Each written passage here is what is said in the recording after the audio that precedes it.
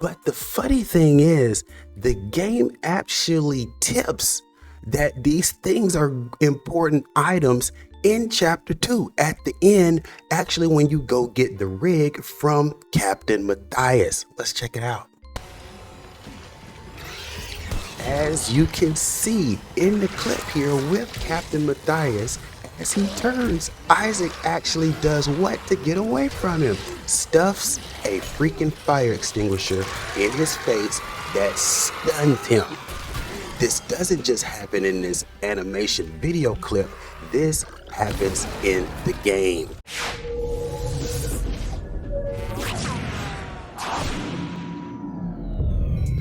What is up, party people? QT Dub O.D.D Games Night here with a quick Dead Space Impossible Mode tip video for the casual gamer.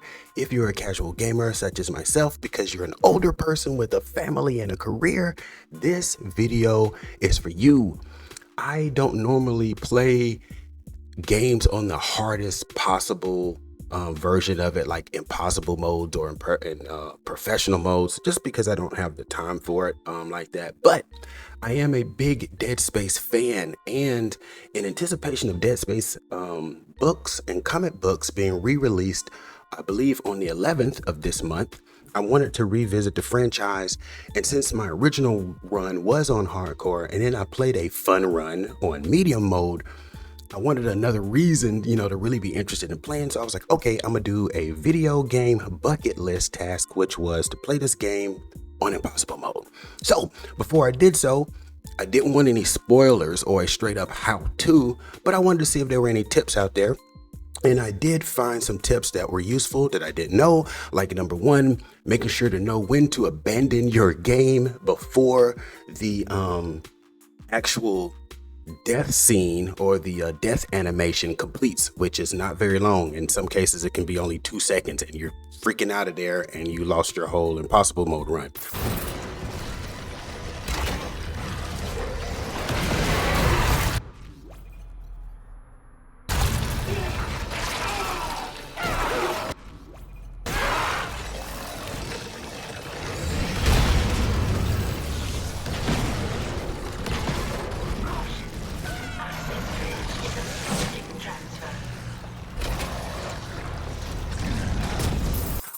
Number two tip that I didn't know that I found useful was not to go off too much on any of these side missions during your impossible run. The AI is very in tune on you running around on side missions, and once you start doing that, it definitely likes to trigger a lot more of the ambush jump attacks. So it suggests, a lot of people suggested not to go off on any side missions. I found that very useful. After that, started to get to the things that you kind of know if you've played a hardcore run, which they, most people will tell you to really take advantage of using the environment for kills to conserve ammunition.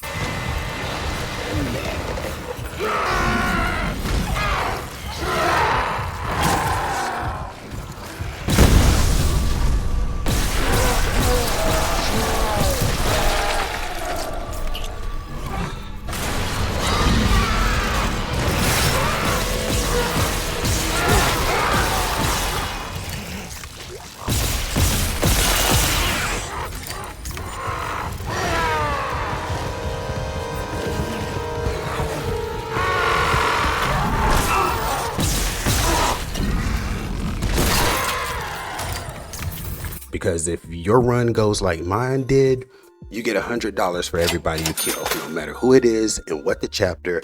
Everybody equals a crispy $100 bill. Does you no good for ammo or anything. So one of the things I wanted to highlight was the important ammo saving item that no one seems to highlight or address, which is the lovely red fire extinguisher. Everyone tells you to make sure you rip the limbs off of dead necromorphs, pull pipes off of walls, make sure you know where those big flaming tubes are or the stasis tubes are. But those things are few and far between.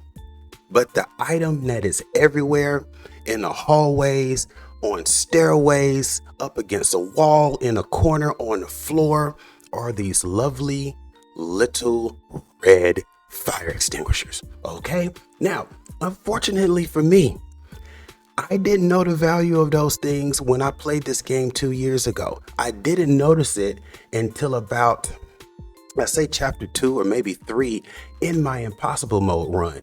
But the funny thing is, the game actually tips that these things are important items in chapter 2 at the end, actually, when you go get the rig from Captain Matthias. Let's check it out.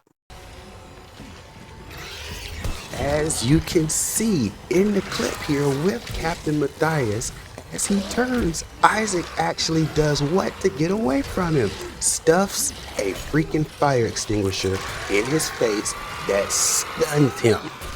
This doesn't just happen in this animation video clip, this happens in the game. And what does this do?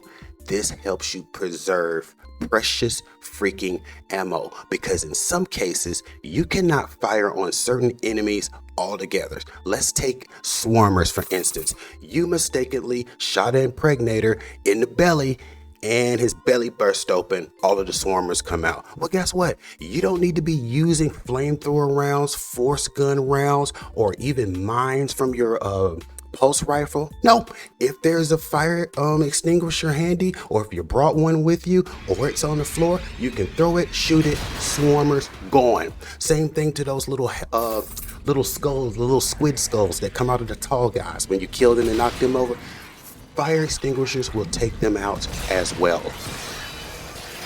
But is that the end of the benefit of the fire extinguisher? No! Wait, there's more. Even on normal size Necromorphs, fire extinguisher to the face buys you seconds. It's almost like throwing sand in their eyes or something.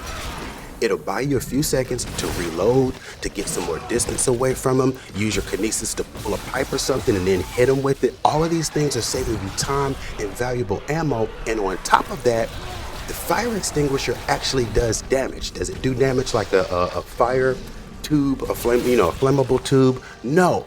But it does do damage to a necromorph to the event to where you do not have to shoot him as many times if you pull out the your plasma cutter or your rifle or whatever your weapon is. You don't have to shoot as much time, which saves you ammo, which is valuable on your impossible run. So any of you guys that are not people that play all the time, like I wasn't, and you usually don't do an impossible run and you want some tips that makes it easier, among the things that you always hear about, make sure you do those, but also keep your eyes open for the plentiful, always overlooked fire extinguisher.